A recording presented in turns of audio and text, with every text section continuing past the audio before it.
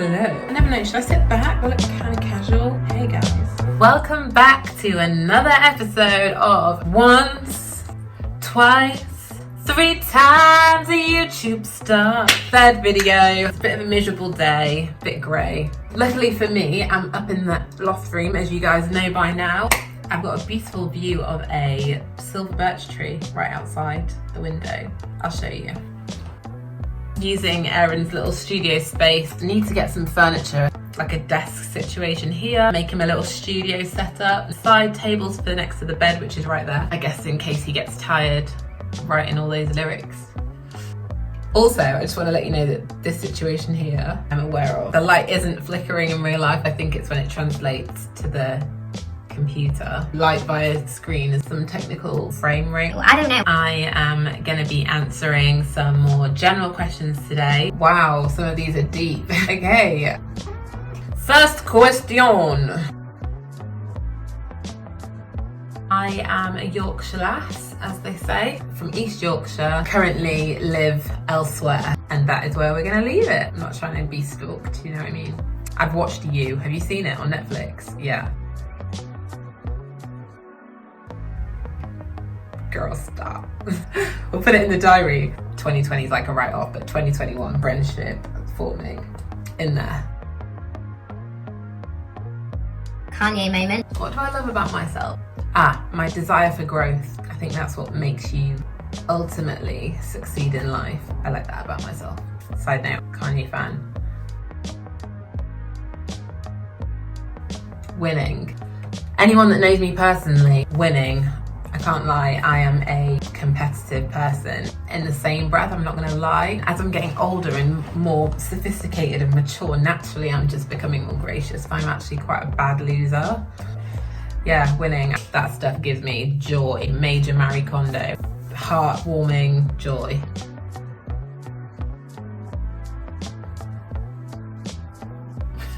I mean, that's quite a self-indulgent question to answer. How can I rephrase it? How do I aim to add value to the world? There you go. I aim to add value to the world by providing information in a concise way to make things less daunting.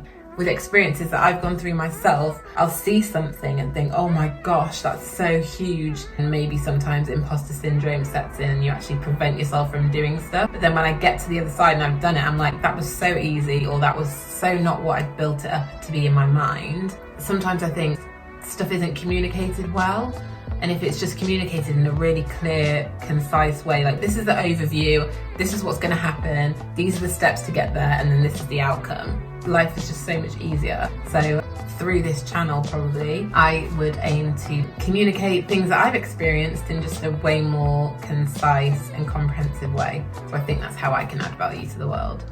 Good question, even though it was tricky.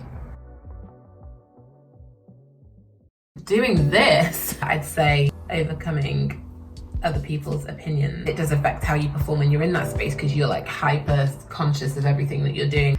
I'm on a journey of freeing myself of those concerns and just getting on with stuff really, because you have one life to live and every minute that goes past is one less. It literally is wasting time. Your time has been spent and can't be redeemed. For me, it's just like, let's just crack on with things and stop being so conscious of everything. I literally did an Instagram post a couple of days ago, I can't remember. Days blur into one, not because of the Rona, but because of maternity leave. I don't even know what month it is. Are we April still? Basically talking about just overcoming the barrier to growth, essentially, not just so that we've achieved the milestones. I don't even think it's about the thing that we actually acquire. I think it's about how we are transformed in the process. You know, it might be buying a house, or it might be getting a new job, starting up a side hustle, doing something that you're passionate about, going into a relationship, trying again at something that maybe you failed at before. It's not the thing, it's the journey of you getting there. It's how your life improved because of it, and how your perspective is improved, how your ability to withstand stuff is improved, your resilience, your strength, your realization of yourself, just how you grow in any way. I think that is the key to life. Yeah, I think we're all in this together, aren't we? And everyone has their own struggle and thing that they're trying to overcome. I think overcoming is underrated. Like, if you mean importance, 10. Design of a room is the most important thing, and it's not just aesthetic design. It could be the functionality design, architectural design, like design period. How something has been designed dictates its function, right? So yeah, 10, man, 10.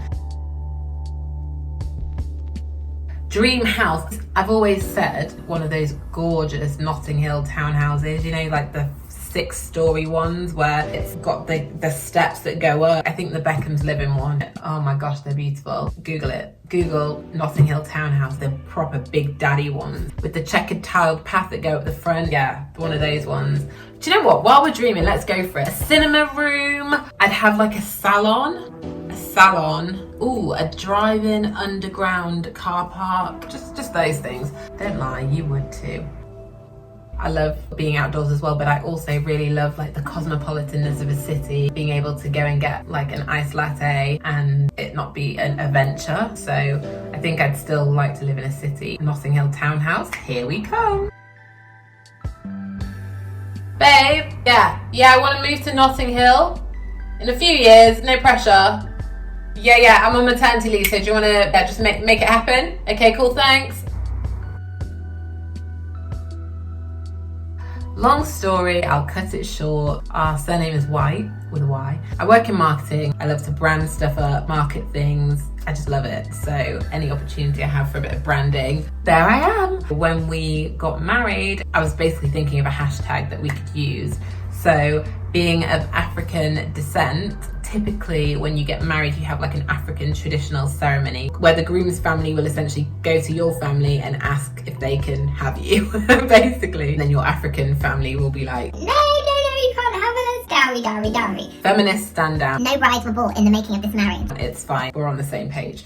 So basically, I thought it's not the African wedding, it's the white wedding. Obviously people say, oh, are you doing like a big white wedding? So I was like, big white wedding, yes. And then I had my baby shower and I was like, hey, I'm all about the branding. Let's keep this moving. Big white shower. It's gonna be big white baby for a second, but I thought it might be a bit confusing. So yeah, now it's the house, big white house. And I just figured that would be a cute name. It was natural, it came, it's stuck, done.